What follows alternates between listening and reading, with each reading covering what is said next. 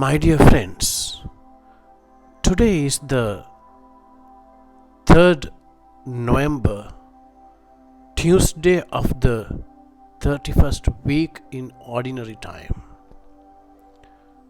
We celebrate the feast of Saint Martin de Porres.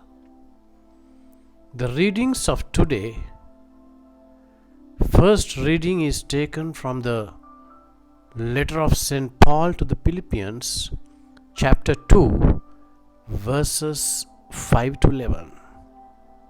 And the Gospel is taken from the Gospel of St. Luke, chapter 14, verses 15 to 24. My dear brothers and sisters, we all know there's a famous saying, excuses are the nails that are used to build the house of failure. When we often run our lives basing ourselves on many excuses and justifications. We see politicians sometimes make excuses for failure to undertake developmental works, blaming their opposition parties. Same way, citizens sometimes make excuses for their inability towards nation building by purely blaming the corruption among politicians. Students sometimes make excuses for their poor performance by blaming the education system. Teachers sometimes make excuses for their loopholes in work by blaming the students and parents for non-cooperation. Are we becoming a generation of excuse givers? The Gospel of the day brings our attention to this grave and urgent issue that we need to tackle. The issue of making excuses for escapism. We have the parable of the great wedding feast in today's Gospel. A man once gave a great feast and invited many guests. Here was a big and great feast being organized, and invitation was sent out to many guests.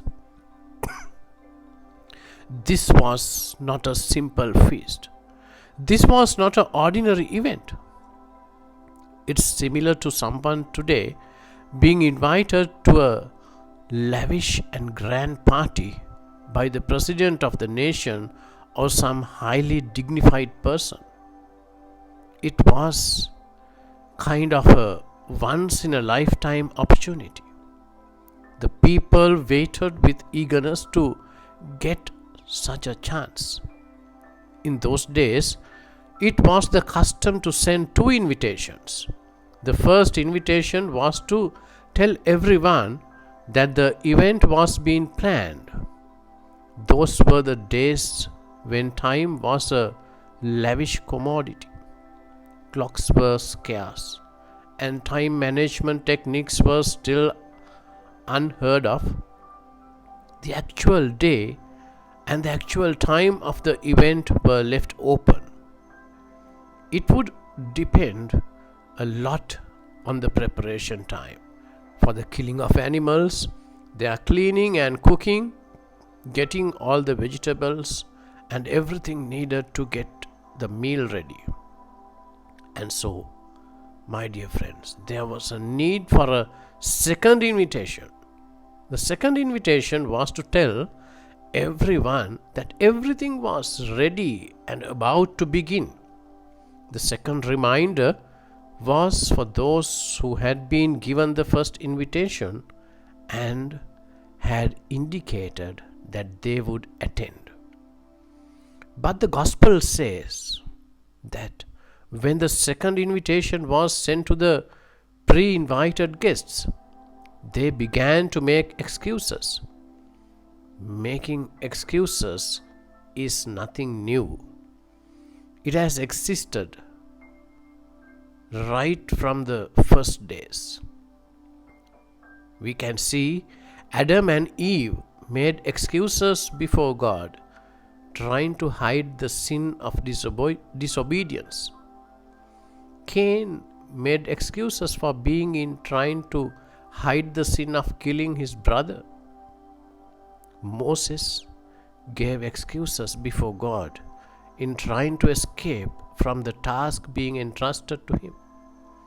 Then we see the prophet Jeremiah gave excuses before God that he was only a small boy to take up the responsibility. Those who were able to overcome the excuses found true meaning and joy. But those who got stuck with their excuses lost out on discovering greatness. The guests who had been invited for the grand feast gave silly excuses.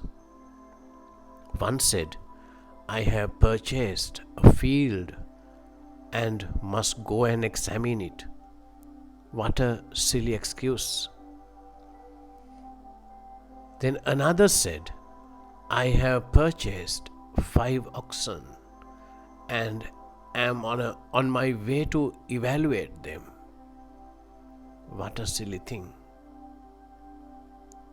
And another said, "I have just married a woman. I cannot come." What a silly excuse is that. Unfortunately, it was responded with excuses which were baseless, childish, illogical, and quite ridiculous. We might sometimes laugh at those excuses made by the people, but, my dear friends, perhaps we are also no different, or if not worse. We are in a trend of being a generation of excuse givers. We make excuses of physical tiredness to avoid saying our personal prayers, our family prayers, and being faithful to our spiritual activities. We make excuses of saying that it is impossible to live an honest life and give into many corrupt malpractices which go against the gospel values. And also we make excuses of being too busy to find time to participate in the Holy Eucharist with greater devotion and preparedness. Also we make excuses to reach out to the needy ones in their necessities by citing our own hardships to get out of our comfort areas. We have a strong exhortation from the Lord today to get rid of our excuse-giving tendency. It's easy to escape from responsibilities by giving all sorts of excuses, but by doing so, we end up missing out on many graces from God, causing much pain to God who expects much from us, and also disturb the plan and purpose of God for our own lives. We have a duty to overcome this tendency of making excuses. The Lord gives all of us many opportunities to grow in holiness and grace. Let us not make silly and baseless excuses and throw them away. God bless you all.